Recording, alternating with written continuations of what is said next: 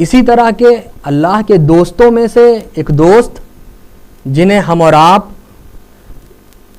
سلطان حضرت سید مخدوم اشرف جہانگیر علیہ الرحمت والرضوان کے نام سے جانتے ہیں، جن کا ذکر جمیل ہم اور آپ آج یہاں کرنے کے لیے حاضر آئے ہیں، انہی اللہ کے بندوں میں سے ایک وہ ہیں۔ ان کی داستان ایک سچی داستان آج میں اپنے انداز میں آپ کو بتانے کی کوشش کرتا ہوں۔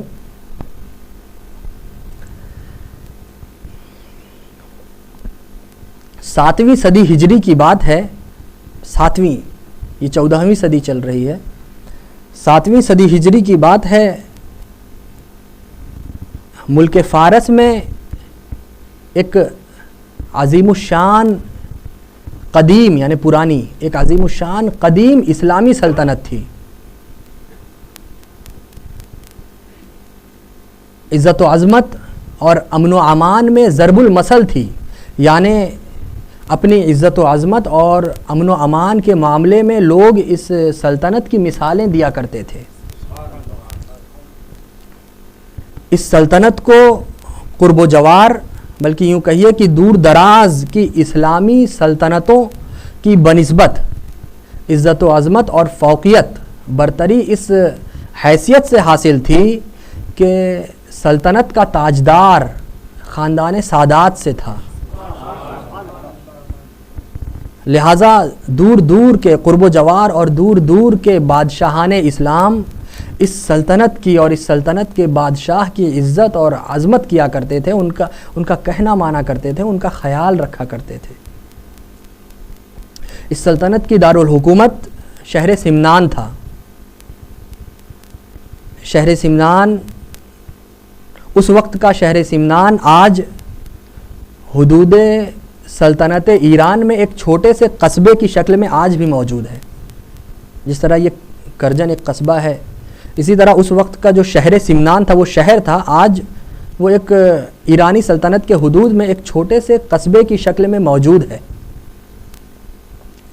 کیسپین ساگر یعنی بحر کیسپین ساگر سے 100 میل کے فاصلے پر ہے یہ سمنان، اور اصفہان سے 200 میل اور کاشان سے 150 میل کے فاصلے پر ہے۔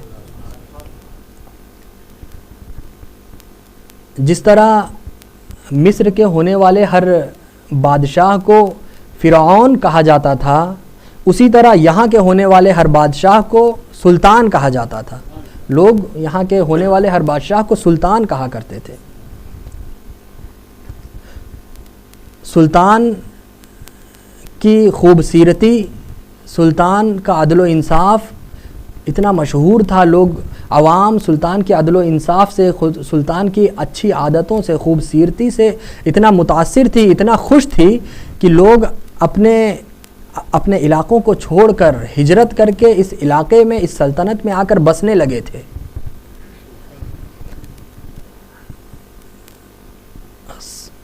خاندان سادات کو حکومت کرتے یعنی سیدوں کو حکومت کرتے یہ کوئی 6 پشت گزرا تھا، 6 پشت گزری تھی۔ اب سلطان سید عماد الدین علیہ الرحمہ کے بعد اب سلطان سید ابراہیم علیہ الرحمہ کا دور تھا۔ سلطان سید عماد الدین یہ حضرت مخدوم سمنانی کے دادا جان ہیں، اور سلطان سید ابراہیم علیہ الرحمہ یہ حضرت مخدوم سمنانی کے والد بزرگوار ہیں۔ ابھی حضرت مخدوم سمنانی اس دنیا میں تشریف نہیں لائے ہیں۔ دادا کا زمانہ ختم ہوا اور والد بزرگوار کا زمانہ آیا۔ حضرت سلطان سید ابراہیم علیہ الرحمہ کا دور تھا۔ سلطان سید ابراہیم نے اپنے آباء و اجداد کے معاملات کو برقرار رکھا، ان کی روش کو برقرار رکھتے ہوئے عدل و انصاف کی مثال قائم کی۔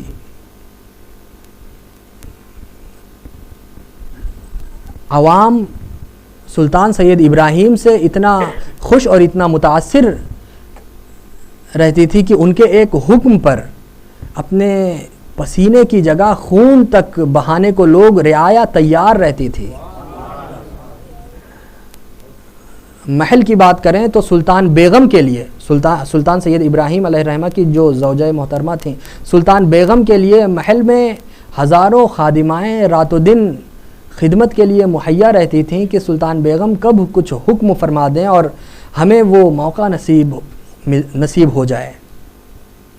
اللہ کے فضل و کرم سے دنیا کی ہر خوشی، دنیا کی ہر نعمت ان کے قدموں میں تھی۔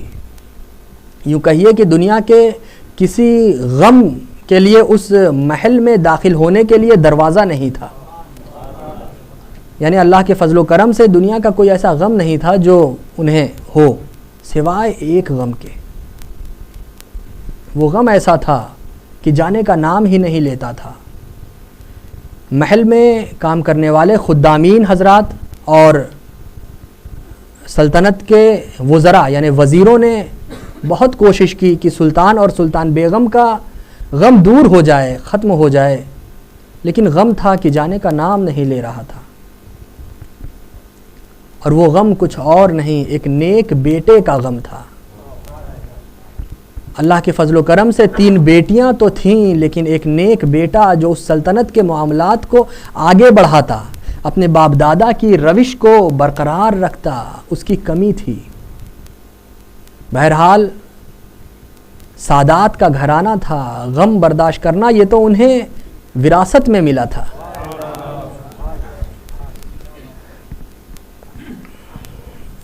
اکثر و بیشتر سلطان بیگم نماز عشاء کے بعد مصلی پر بیٹھ کر اپنے خاندان کے بزرگوں کو وسیلہ بنا کر اللہ تعالیٰ کی بارگاہ میں عرض گزار ہوا کرتی تھیں، دعا مانگتی تھیں کہ یا اللہ تیرے فضل و کرم سے دنیا کی ہر نعمت، ہر خوشی ہمارے پاس ہے، سوائے اس کے کہ ہمیں ایک نیک بیٹے کی ضرورت ہے۔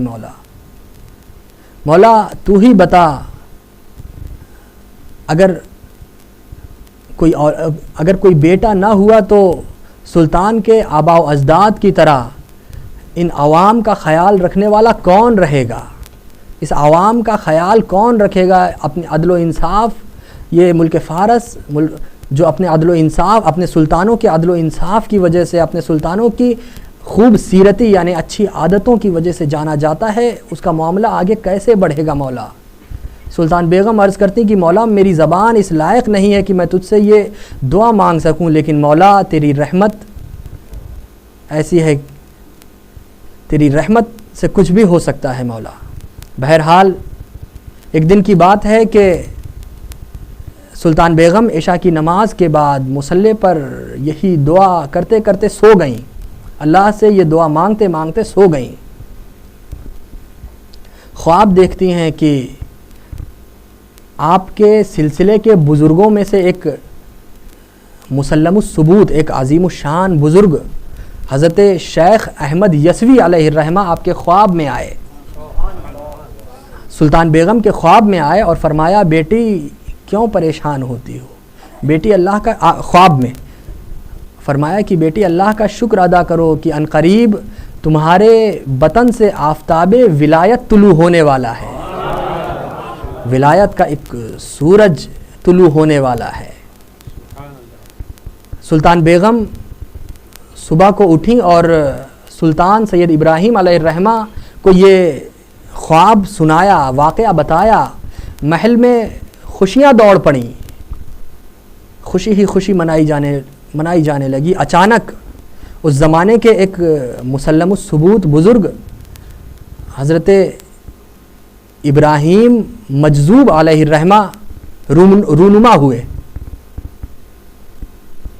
لوگ پریشان ہو گئے کہ محل کے دروازے تو ہر طرف سے بند ہیں، یہ حضرت ابراہیم مجذوب علیہ الرحمہ محل کے اندر کیسے آئے؟ بہرحال اللہ والوں کی باتیں ایسی ہی ہوا کرتی ہیں دوستوں، وہ ایک پل میں کہاں سے کہاں آ جائیں چلے جائیں، ان کی باتیں الگ ہوتی ہیں۔ بہرحال سلطان سید ابراہیم نے حضرت ابراہیم مجذوب کو تخت شاہی پر بیٹھایا۔ حضرت ابراہیم مجذوب نے سلطان بیگم سے فرمایا کہ بیٹی پریشان مت ہو، انشاءاللہ کچھ ہی دنوں میں اللہ کے فضل و کرم سے تمہیں ایک خوبصورت اور ایک خوب سیرت اولاد ہوگی۔ اور سلطان سے فرمایا کہ سلطان 1000 اشرفیاں دے اور اشرف کو لے. یہ کہہ کر تھوڑی دیر کے بعد آپ تشریف لے گئے. چند دنوں بعد اللہ کے فضل و کرم سے سلطان بیگم نے ایک حسین و جمیل، ایک خوبصورت اور ایک خوبصیرت بیٹے کو جنم دیا. وصیت کے مطابق ان کا نام اشرف رکھا گیا. تاریخوں میں آتا ہے کہ مہینوں تک اس سلطنت میں لوگوں نے خدا کا اس انداز میں شکر ادا کیا کہ رات و دن کا فرق ختم ہو گیا تھا، رات و دن کا فرق جاتا رہا. یہ کوئی 708 ہجری کی بات ہے. 708 ہجری میں حضرت مخدوم سمنانی رضی اللہ تعالی عنہ کی ولادت باسعادت ہوئی. آپ اس فانی دنیا میں، اس حقیر فقیر دنیا میں تشریف لائے. حضرت مخدوم سمنانی رضی اللہ تعالی عنہ، آپ کی پرورش شاہی شان و شوکت میں ہونے لگی، بادشاہی انداز میں آپ پلنے اور بڑھنے لگے. جب کچھ بولنے اور سمجھنے کے قابل ہو گئے، چلنے پھرنے کے قابل ہو گئے، تو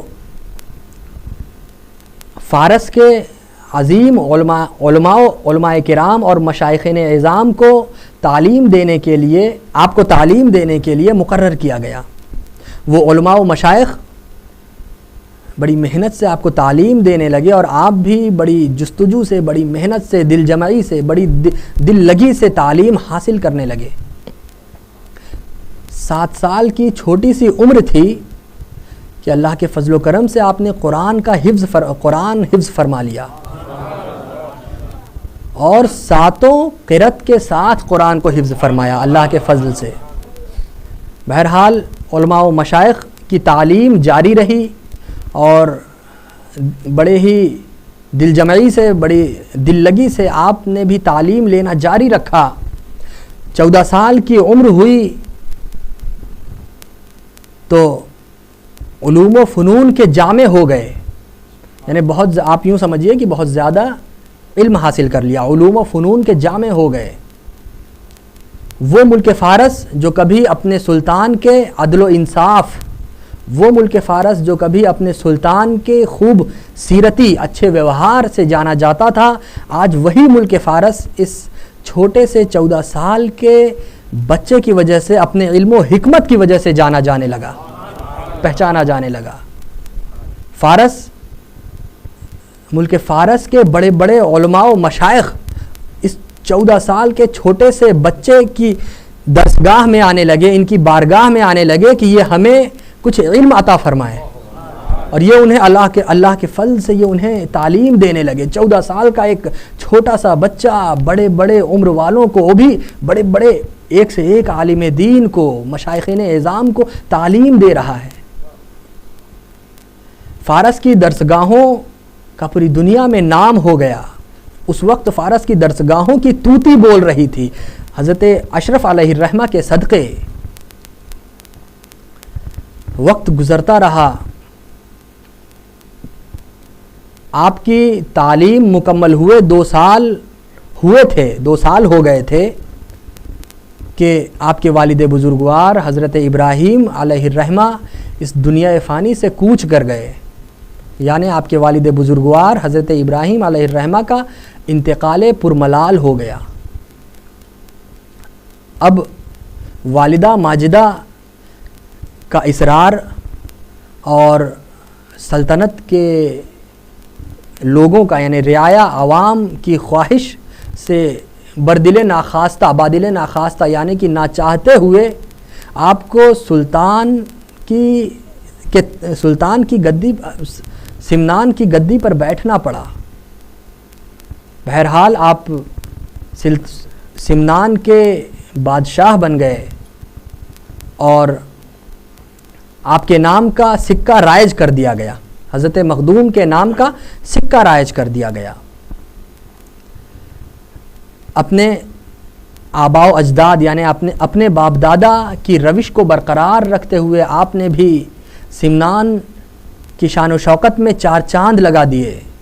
آپ کے زمانے میں عدل و انصاف اپنی معراج پر تھا، یعنی عدل و انصاف بہت اعلیٰ پیمانے پر تھا. لوگ جس طرح آپ کے عوام جس طرح آپ کے آباء و اجداد سے متاثر تھی، خوش تھی، اسی انداز میں لوگ آج آپ سے فیض حاصل کر رہے تھے.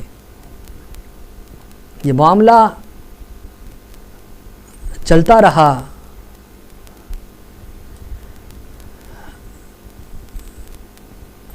جس طرح لوگ آپ کے باپ دادا سے فیضیاب ہوتے تھے، اسی طرح آج حضرت مخدوم سے فیضیاب ہو رہے تھے. لیکن حضرت مخدوم کی خواہش تھی کہ کب کس وقت حکم ہو جائے، موقع ملے اور سمنان کی بادشاہت کو ترک کر کے خدا کی راہ میں نکل جائیں. لیکن والدہ ماجدہ کا اصرار اور اس وقت کے ایک بہت بڑے بزرگ مسلم الثبوت بزرگ حضرت خواجہ خضر کا حکم تھا کہ اشرف ابھی وہ وقت نہیں آیا ہے کہ تم اس سلطنت کو ترک کر کے خدا کی راہ میں اپنے پیر کی تلاش میں نکل جاؤ. ابھی خوشی سے نہ سہی تو بادل ناخواستہ زبردستی ہی سہی، لیکن سمنان کے اس تاج کو اپنے قدموں سے زینت بخشتے رہو. بہرحال آپ نہ چاہتے ہوئے سمنان کی بادشاہت کرتے رہے. آپ کو بادشاہت کرتے یہی کوئی 10 سال کا عرصہ گزر گیا. اس 10 سال کے بعد آج بھی آپ کی یہی خواہش تھی کہ کب حکم آئے اور میں سمنان کی سلطنت کو ترک کر کے سمنان کی بادشاہت کو ٹھوکر مار کے خدا کی راہ میں نکل جاؤں، اپنے پیر کی تلاش میں نکل جاؤں. یہاں ایک بات عرض کروں کہ ایک حضرت مخدوم تھے جو اتنی ناز و نعمت جو انہیں اتنی آسانی سے اپنے باپ دادا سے وراثت میں مل گئی تھی، ایک بہت بڑی سلطنت کے بادشاہ تھے. انسان ہم اور آپ جس کی خواہش کرتے ہیں، آج اکثر و بیشتر انسان کی خواہش ہوتی ہے کہ اسے مال و دولت مل جائے، عزت و عظمت مل جائے، ریاست یا کسی بڑے عہدے پر آ جائے. جو چیزیں انہیں اتنی آسانی سے ملی تھیں اسے وہ ٹھوکر مارنا چاہ رہے تھے، اسے وہ چھوڑنا چاہ رہے تھے. آج ہمارا عالم یہ ہے کہ زمین کے ایک چھوٹے سے حصے کے لیے ہم آپس میں لڑ جاتے ہیں. زمین کا ایک چھوٹا سا حصہ پانے کے لیے بھائی بھائیوں میں دشمنی ہو جاتی ہے. صدیوں سے چلی آ رہی دوستی دشمنی میں بدل جاتی ہے، اپنے پرائے ہو جاتے ہیں. زمین کے ایک چھوٹے سے ٹکڑے کے لیے، چھوٹی سی جائیداد کے لیے اپنے بیگانے ہو جاتے ہیں. بیٹا اپنے والد کے خلاف کھڑا ہو جاتا ہے. وہ والد جو اس بیٹے کے اس دنیا میں بظاہر وجود کا سبب ہے، جس کی وجہ سے وہ بیٹا اس دنیا میں بظاہر موجود ہے، وہی بیٹا اپنے باپ کے خلاف ہو جاتا ہے زمین کے ایک چھوٹے سے ٹکڑے کے لیے. پیسہ انسان زمین کے ایک چھوٹے سے ٹکڑے کے لیے پانی کی طرح پیسہ بہانا پڑے تو بہانے کو منظور کرتا ہے.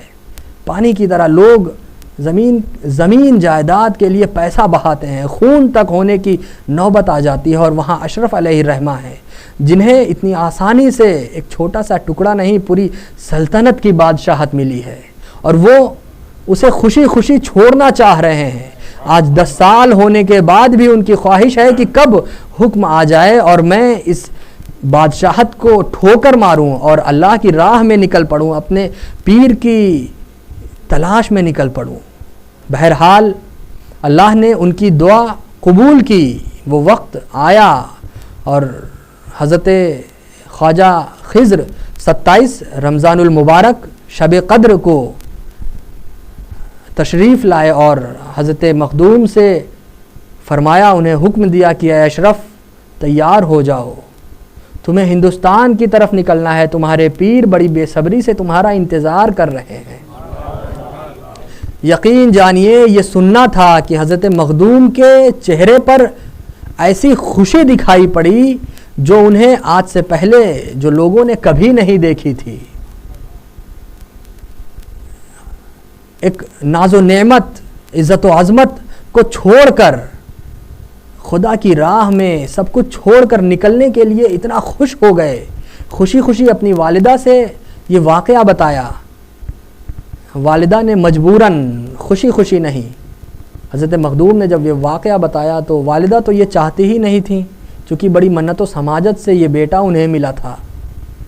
تو والدہ نے آنکھوں میں آنسو بھر کر بے دلی سے انہیں اجازت دی کہ بیٹا جب اللہ کا یہی فرمان ہے، اللہ کا یہی حکم ہے تو تم خدا کی راہ میں نکلنا ہی تمہارے حق میں بہتر ہے. بیٹا تم تیاری کرو. حضرت مخدوم نے تیاریاں شروع کر دیں. سلطنت میں یہ خبر پھیل گئی کہ حضرت مخدوم سلطنت کو ٹھوکر مار کر، سلطنت چھوڑ کر خدا کی راہ میں نکلنے کی تیاریاں کر رہے ہیں. لوگ جوق در جوق، جھنڈ در جھنڈ لوگ آپ کے دیدار کے لیے، آپ سے مصافحہ کرنے کے لیے، آپ کی دعائیں لینے کے لیے حاضر ہو گئے. حضرت مخدوم نے اپنے چھوٹے بھائی سید محمد علیہ الرحمہ کو سلطنت کی باگڈور ان کے ہاتھوں میں سونپی اور اپنی والدہ کی قدم بوسی کی. والدہ نے حضرت مخدوم سے چلتے چلتے فرمایا کہ بیٹا جب تم نے اس دنیا میں قدم نہیں رکھا تھا تو تمہارے نانا جان حضرت شیخ احمد یسوی علیہ الرحمہ نے مجھ سے فرمایا تھا کہ بیٹی تم کیوں افسوس کرتی ہو، تمہارے بطن سے آفتاب ولایت طلوع ہونے والا ہے. بیٹی آج میں تیرے ماتھے پر اسی ولایت کا نور دیکھ رہی ہوں. بہرحال ماں نے آنسو بھری آنکھوں سے اپنے بیٹے کو ودا کیا. بھائی ان سے لمٹ گئے، چھوڑنے کا نام نہیں لے رہے تھے. بھائی کہہ رہے، ان کے چھوٹے بھائی حضرت سید محمد علیہ الرحمہ عرض کر رہے تھے کہ بھائی جان آپ کو اس سلطنت کی ضرورت نہیں ہے، لیکن اس سلطنت کو آپ کی ضرورت ہے. آپ رک جائیں، ہم سب کی خاطر رک جائیں. لیکن حضرت مخدوم تو کچھ دوسرا ہی معاملہ لے کر پیدا ہوئے تھے.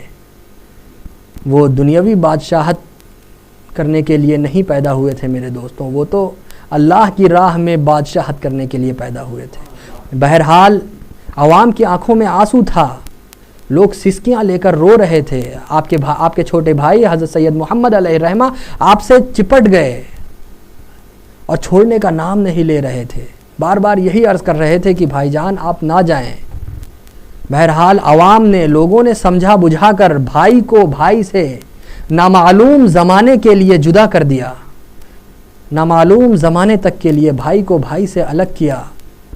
اور حضرت مخدوم جب نکلے تو آپ کی والدہ ماجدہ نے 12,000 فوجیوں، سپاہیوں کی ایک ٹکڑا آپ کے ساتھ رکھا. مصلحتاً حضرت مخدوم نے والدہ کی اس خواہش کا انکار نہیں کیا اور ان 12,000 فوجیوں کو، سپاہیوں کو اپنے ساتھ آپ لے کر نکلے. جب کچھ منزلیں طے کی، کچھ آگے بڑھے، تو کچھ منزلیں طے کرنے کے بعد حضرت مخدوم نے دھیرے دھیرے ان 12,000 سپاہیوں کو، 12,000 فوجیوں کو دھیرے دھیرے کر کے سمنان کی طرف واپس کرنا شروع کیا. دھیرے دھیرے تھوڑا تھوڑا کر کے سب کو 12,000 فوجیوں کو واپس کر دیا. اب آپ کے ساتھ کچھ مخصوص خدامین رہ گئے. کچھ اور منزلیں طے کی، کچھ اور آگے بڑھے. دھیرے دھیرے ان مخصوص خدامین کو بھی باری باری کرتے انہیں بھی واپس کرتے گئے. عالم نوبت یہ آ گئی کہ اب آپ کے ساتھ صرف آپ کا ایک غلام جو اکثر و بیشتر آپ کی خدمت میں رہا کرتا تھا، ہمیشہ آپ کے ساتھ رہا کرتا تھا، وہ رہ گیا. کچھ اور آگے گئے تو آپ نے اس سے بھی فرمایا کہ اب جب آپ اس سے جانے کی بات کرتے، سمنان واپس لوٹنے کی بات کرتے کہ تم لوٹ جاؤ، تم کہاں تک میرے ساتھ چلو گے، تو یہ سنتے ہی وہ حضرت مخدوم کا پیر پکڑ لیتا اور روتے ہوئے عرض کرتا سرکار مجھے اپنے ساتھ رکھیں، آپ نے سب کچھ ترک کر دیا، میں ہمیشہ آپ کے ساتھ رہتا تھا سرکار، آپ جہاں بھی جا رہے ہیں جس حال میں آپ رہیں گے میں آپ کے ساتھ رہوں گا۔ لیکن حضرت مخدوم یہ سمجھ رہے تھے کہ جس منزل کا سامنا انہیں کرنا ہے وہ منزل اس منزل کا سامنا کرنے کی ہر کسی میں طاقت نہیں ہے، ہر کوئی اس منزل کا سامنا نہیں کر سکتا میرے دوستوں۔ حضرت مخدوم نے بہت سمجھا بجھا کر اپنے اس پیارے حبیب خادم کو بھی واپس کیا، اپنا حال سنا کر کہ میرا حال سلطنت والوں کو، میرے عزیز بھائی کو، میرے چھوٹے بھائی سید محمد کو اور میری والدہ ماجدہ کو میرا حال سنانا۔ بہرحال اس کو انہیں واپس کیا۔ اب آپ راہ خداوندی میں تنہا ہیں۔ وہ بادشاہ جو کچھ دن پہلے کبھی اکیلا نہیں ہوا کرتا تھا، آج خدا کی راہ میں وہ بادشاہ اکیلا ہے۔ وہ بادشاہ جس کے سر پر بادشاہی تاج ہوا کرتا تھا، آج وہ بادشاہ خدا کی راہ میں ننگے سر نکلا ہے۔ وہ بادشاہ جس کے جسم پر لباس فاخرہ ہوا کرتے تھے، یعنی خوبصورت مہنگے قیمتی لباس ہوا کرتے تھے، آج وہ بادشاہ خدا کی راہ میں اپنے پیر کو تلاش کرنے کے لیے ایک معمولی سی تہبند پہن کر، ایک کمبل اوڑھ کر نکلا ہے۔ وہ بادشاہ جس کے پیر میں قیمتی جوتیاں ہوا کرتی تھیں، وہ بادشاہ آج اپنے خدا کی راہ میں اپنے پیر کو تلاش کرنے کے لیے پاپیادہ نکلا ہے، یعنی کہ ننگے پیر نکلا ہے۔ دور تک کوئی دیکھنے کو نہیں ملتا تھا، نظر اٹھاتے تھے تو کوئی دور تک کوئی نظر نہیں آتا تھا۔ بہرحال حضرت مخدوم اپنے خدا اور رسول کا ذکر کرتے ہوئے، خدا اور رسول کی یاد میں اپنے پیر کا خیال کرتے ہوئے اپنے اس تنہائی بھرے سفر کو طے کرتے رہے، اور راستے میں آنے والا ہر کانٹا انہیں پھول کی طرح محسوس ہوتا تھا۔ حضرت مخدوم اپنے خدا اور اپنے رسول کی یاد میں اتنا مصروف تھے کہ راستے میں جو مشکلات انہیں آتی تھی وہ سب انہیں پھول کی طرح محسوس ہوتی تھی۔ سفر کرتے کرتے آپ ملتان پہنچے۔ ملتان کے قریب اوچھا شریف، جہاں آپ حضرت مخدوم جہانیہ جہاں گشت سے آپ کی ملاقات ہوئی۔ حضرت مخدوم جہانیہ جہاں گشت نے فرمایا کہ عرصہ دراز کے بعد ایک خدا کے نیک بندے کی مہک میں سونگھ رہا ہوں۔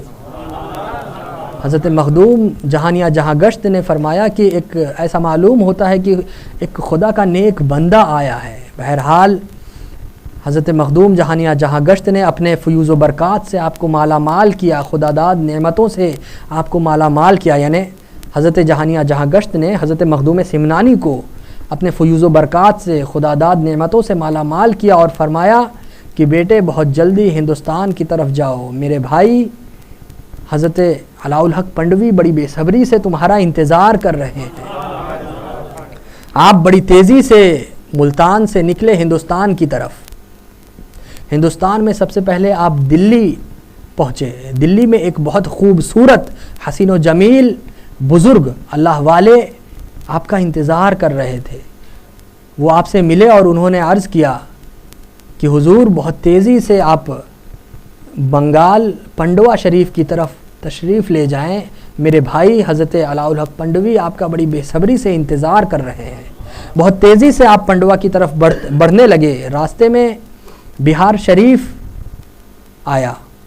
بہار شریف ابھی آپ نہیں پہنچے تھے کہ حضرت مخدوم بہار حضرت شرف الدین یحییٰ منیری رضی اللہ تعالیٰ عنہ کا انتقال ہو چکا تھا۔ حضرت مخدوم کے بہار شریف پہنچنے سے پہلے حضرت شرف الدین یحییٰ منیری رضی اللہ تعالیٰ عنہ کا انتقال ہو چکا تھا۔ آپ نے وصیت فرمائی تھی کہ ایک سمنان سے چل کر ایک بہت خوبصورت بزرگ آ رہے ہیں، صحیح النسب سید ہیں، آل رسول ہیں، حافظ قرآن ہوں گے، ساتوں قرت کے ماہر ہوں گے اور سلطنت کو ترک کر کے آ رہے ہیں، ان سے عرض کرنا کہ وہ میرا نماز جنازہ پڑھائیں۔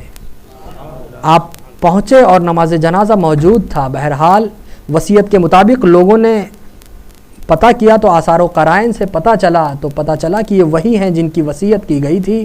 تو حضرت مخدوم سمنانی نے حضرت شرف الدین یحییٰ منیری رضی اللہ تعالیٰ عنہ کا نماز جنازہ پڑھایا۔ ایک دن آپ حضرت مخدوم ایک روز حضرت شرف الدین یحییٰ منیری کے حجرے میں آپ نے قیام فرمایا۔ اس کے بعد بہت تیزی سے آپ پنڈوا شریف کی طرف نکلے۔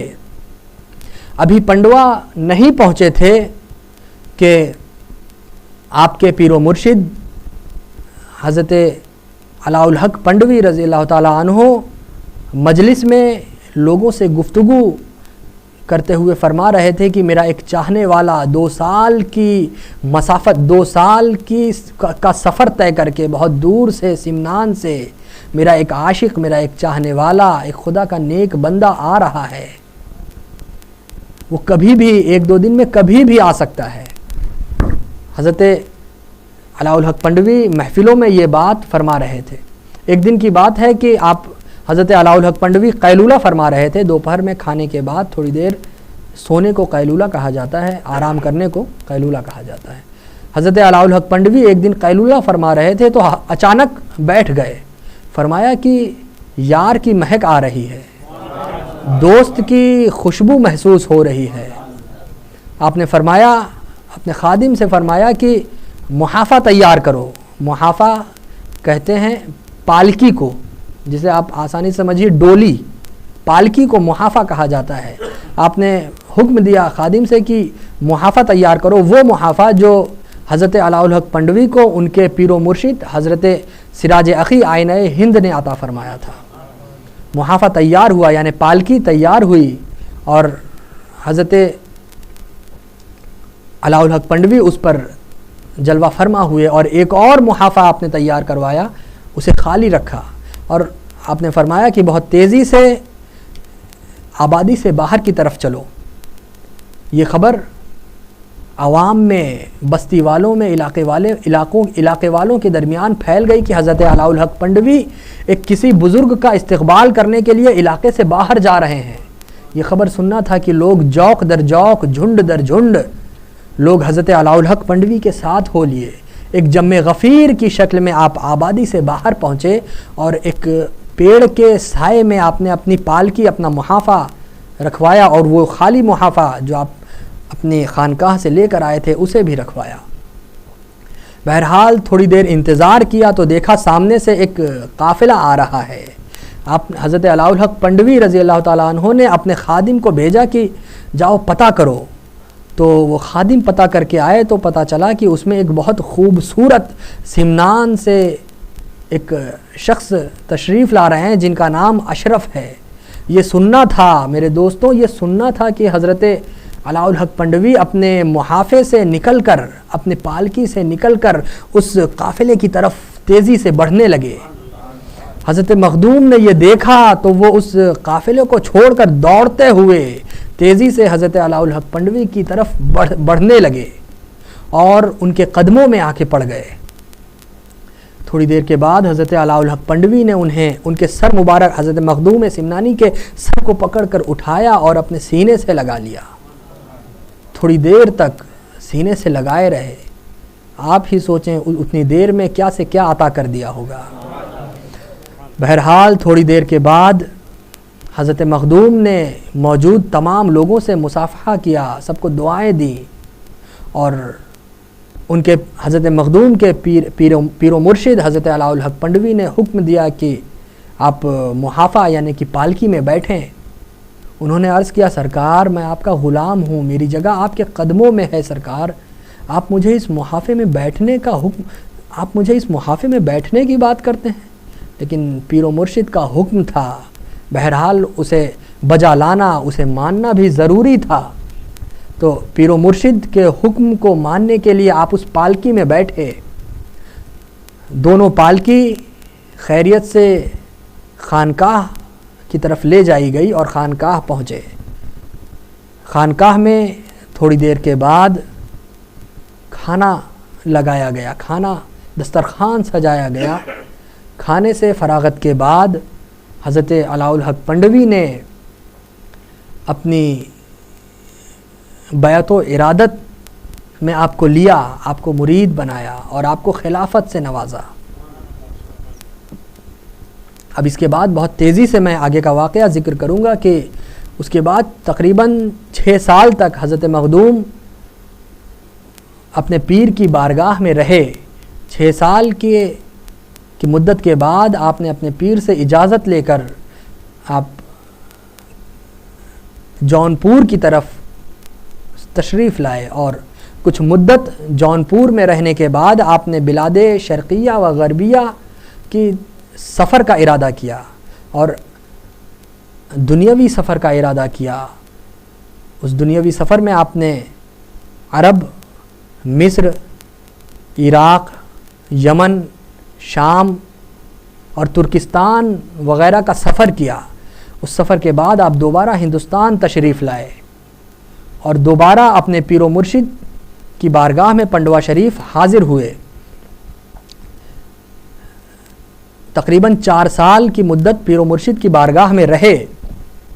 اس کے بعد آپ نے دوبارہ حج کا ارادہ فرمایا. حج سے جب آپ لوٹ رہے تھے تو آپ کے دل میں اپنی چچا زاد بہن سے ملاقات کی تمنا جاگی. اللہ تعالیٰ نے آپ کے دل میں اپنی چچا زاد بہن سے ملاقات کی خواہش پیدا کی.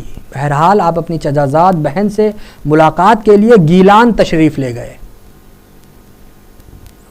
گیلان میں چچا زاد بہن سے جب ملاقات کی، وہیں پر آپ نے اپنی چچا زاد بہن کے صاحبزادے حضرت عبدالرزاق نور العین رضی اللہ تعالیٰ عنہ کو اپنی فرزند آغوشی میں لیا، اپنا متبنہ بنایا، انہیں اپنا جانشین قرار دیا، انہیں گود لیا اور انہیں اپنے ساتھ لے کر ہندوستان واپس ہوئے.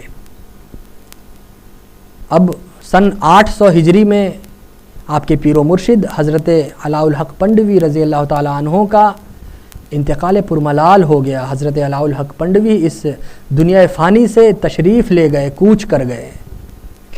اس کے بعد سن 801 ہجری سے لے کر 803 ہجری یعنی 3 سال آپ دوبارہ اپنے پیر و مرشد کی بارگاہ میں حاضر ہوئے، یعنی پنڈوا شریف گئے. آپ کے پیر و مرشد کا انتقال ہو چکا تھا لیکن 3 سال آپ وہاں رہے. اس کے بعد دوبارہ آپ جونپور تشریف لائے. اس وقت جونپور میں سلطان ابراہیم شاہ شرقی کا دور تھا. جونپور کچھ مدت رکنے کے بعد آپ روح آباد تشریف لائے اور 808 ہجری میں اس کے بعد آپ اپنے انتقال تک آپ وہیں رہے، روح آباد میں رہے اور 808 ہجری میں آپ کا انتقال پرملال ہوا. روح آباد تشریف لانے سے پہلے جب آپ جونپور تھے اس وقت کا ایک واقعہ بتاؤں. یہ واقعہ میرے خیال سے، میری امید سے بہت کم لوگوں نے سنا ہوگا، بہت کم لوگ اسے جانتے ہوں گے. جب آپ جونپور تشریف لے گئے، جونپور کی جامع مسجد میں جب آپ نے اپنا قیام فرمایا، اس وقت میں نے عرض کیا تھا کہ سلطان ابراہیم شاہ شرقی کا زمانہ تھا. سلطان ابراہیم شاہ شرقی کی بادشاہت تھی، ان کا دور تھا. جب آپ جونپور کی جامع مسجد میں تشریف فرما تھے تو سلطان نے یعنی بادشاہ نے آپ سے ملاقات کی خواہش ظاہر کی. یہ بات بادشاہ کے درباریوں کو پتہ چلی تو بادشاہ کے بارگاہ میں آنے والے علماء میں سے ایک عالم دین حضرت شہاب الدین دولت آبادی علیہ الرحمہ، جو اپنے وقت کے بہت بڑے عالم دین تھے، اپنے وقت کے مجدد تھے، انہوں نے بادشاہ کو مشورہ دیا کہ بادشاہ پہلے میں جاتا ہوں اور میں حضرت مخدوم سے ملاقات کرتا ہوں، اس کے بعد آپ آئیے گا. اب حضرت مخدوم کی بارگاہ میں جانے سے پہلے سلطان حضرت شہاب الدین دولت آبادی کی 4 خواہشیں تھیں. آپ اور وہ خواہشیں ایسی تھیں کہ آپ چاہتے تھے کہ یہ خواہش جب میں حضرت مخدوم کے پاس جاؤں میں انہیں ذکر بھی نہ کروں اور وہ میری یہ خواہش پوری کریں۔ پہلی خواہش تھی کہ حضرت مخدوم مجھے کوئی لقب دیں، لقب عنایت فرمائیں بنا مانگے، میرے من میں یہ خواہش رہے میں اس کا ذکر نہ کروں اور وہ مجھے کوئی لقب عنایت فرمائیں۔ دوسری خواہش تھی جب میں حضرت مخدوم کے پاس جاؤں تو وہ مجھے کوئی ایسی چیز کھلائیں جو آج سے پہلے میں نے کبھی نہ کھائی ہو، اور یہ میں ان سے کہوں گا نہیں، خود بخود انہیں یہ سمجھنا ہوگا۔ ایک طرح کا امتحان تھا سمجھیے۔ بہرحال اور تیسری خواہش یہ تھی کہ جب میں حضرت مخدوم کے پاس جاؤں تو وہ مجھے کوئی ایسا تحفہ دیں جو تحفہ مجھے آج سے پہلے کسی نے نہ دیا ہو، مجھے کبھی ایسا تحفہ نہ ملا ہو۔ اور چوتھی خواہش بڑی عجیب و غریب تھی۔ اس وقت شیعت بھی بڑے زور و شور پر تھی۔ شہاب الدین دولت آبادی نے سن رکھا تھا کہ معاذ اللہ حضرت مخدوم سمنانی خلفائے ثلاثہ یعنی حضرت علی کو چھوڑ کر جو 3 خلیفہ ہیں ان کی شان میں گستاخی کرتے ہیں، اور حضرت علی کو چھوڑ کر خلفائے ثلاثہ کا نام حضرت مخدوم نے معاذ اللہ اپنے تلوے پر لکھوا رکھا ہے۔ انہوں نے یہ سن رکھا تھا حضرت شہاب الدین دولت آبادی نے، اور ان کی یہ خواہش تھی کہ یہ بھی وہ خود سے ہی ظاہر کریں، میں ان سے پوچھوں گا نہیں۔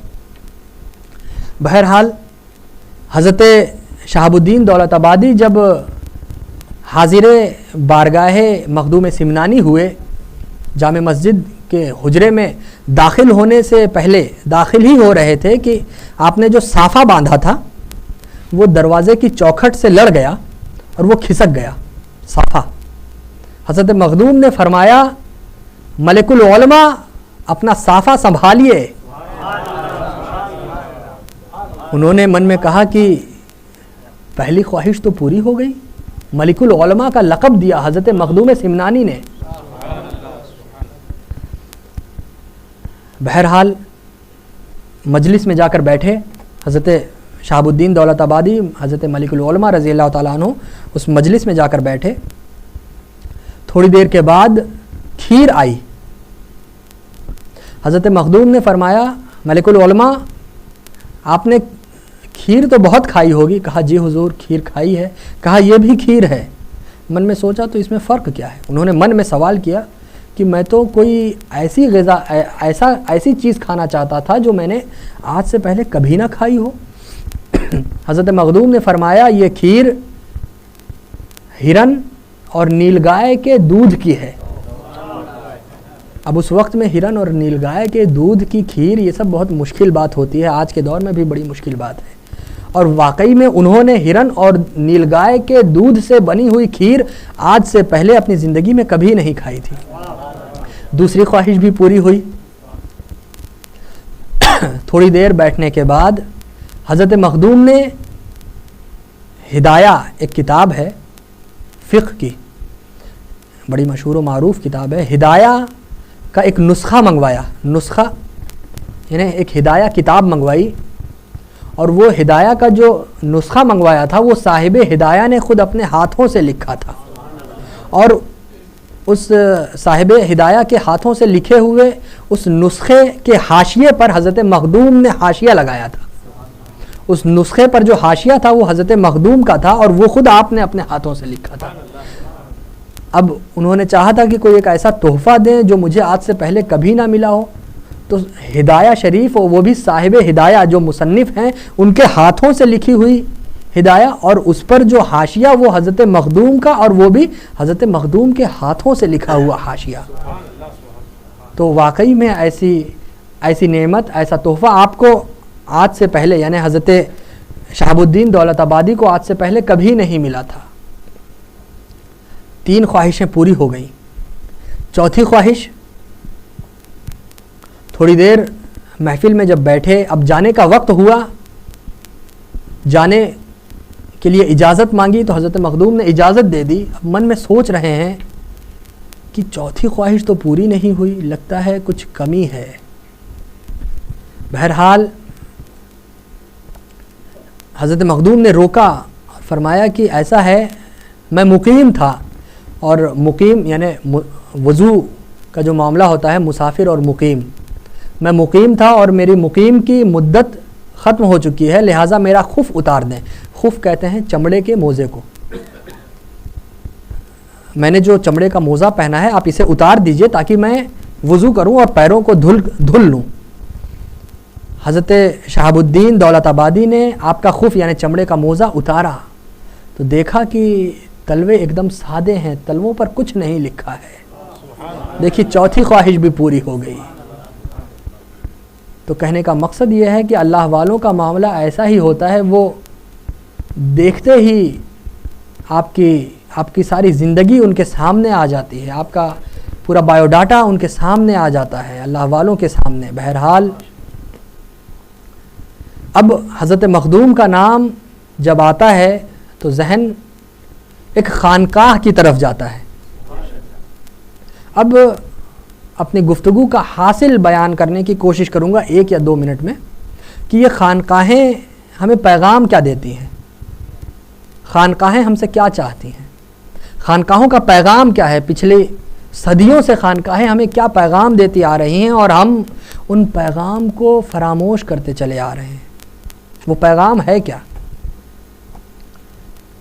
حضرت مخدوم نے کے بارے میں ہے کہ ترک دنیا گیر تا سلطان شوی، یعنی دنیا کو حضرت مخدوم کا یہ ماننا تھا کہ دنیا کو، اور یہ ماننا بھی دیکھیے آپ سمجھیں گے کہ دنیا کو ترک کر دو تاکہ بادشاہ ہو جاؤ۔ سوچنے کی بات ہے کہ انسان جو بادشاہ بنتا ہے یہ تو دنیا میں رہ کر بنتا ہے، دنیا کو ترک کر کے بھلا کوئی بادشاہ کیسے بنے گا؟ تو اسے میرے دادا جان حضور محدث اعظم کے ایک شعر کے ذریعے سمجھانے کی کوشش کرتا ہوں۔ حضور محدث اعظم کا شعر ہے، سمنا کا تخت چھوڑ کے غوث الورا ہوئے، سمنا کا تخت چھوڑ کے غوث الورا ہوئے، یوں سلطنت کے ترک نے سلطان بنا دیا، یوں سلطنت کے ترک نے سلطان بنا دیا۔ جب آپ نے دنیاوی سلطنت کو، دنیاوی بادشاہت کو لات مارا تو اللہ کی راہ میں آپ بہت مقبول ہوئے۔ جب آپ نے دنیا کو چھوڑا تو دنیا آپ کے پیچھے بھاگی۔ ایک طرف آپ دنیا سے دور بھاگ رہے ہیں اور دوسری طرف آج دیکھیے 700 سال گزر گئے، دنیا دور دور سے پوری دنیا سے لوگ حضرت مخدوم کے پیچھے بھاگ رہے ہیں، حضرت مخدوم کی بارگاہ میں جا رہے ہیں اور اپنی مرادوں کو پا رہے ہیں۔ خانقاہوں کا دوسرا معاملہ یہ ہے کہ من کان اللہ لہو، جو اللہ کا ہو جاتا ہے اللہ اس کا ہو جاتا ہے۔ آج یہی چیز سمجھنے کی ضرورت ہے۔ آج ہم ان چیزوں کو بیان تو بہت کرتے ہیں، سنتے تو بہت ہیں، لیکن اس پر عمل نہیں کرتے۔ تیسرا معاملہ یہ ہے، من طلب شیئا وجد وجد، یعنی جس نے کوئی چیز طلب کی، جس نے کوئی چیز چاہی اور اس چاہنے میں کوشش کی تو وہ اسے پا لیتا ہے۔ اور چوتھا معاملہ یہ ہے اپنے پیر کے تعلق سے، حضرت مخدوم کے خیالات دیکھیے، خدمت شیخ وصول اللہ کا پہلا زینہ ہے، یعنی شیخ کی خدمت کرنا، شیخ کی عزت و عظمت اپنے دلوں میں بیٹھا لینا، یہ اللہ کو پانے کا پہلا راستہ ہے، پہلا زینہ ہے۔ آج ہمیں ان چیزوں پر عمل کرنے کی ضرورت ہے، انہیں اپنے دل و جان میں بسانے کی ضرورت ہے۔ مولا تعالیٰ ہمیں اور آپ کو سننے سنانے، کہنے اور بولنے سے زیادہ عمل کرنے کی توفیق عطا فرمائے۔ وآخر دعوانا ان الحمد للہ رب العالمین۔ السلام علیکم ورحمۃ اللہ وبرکاتہ۔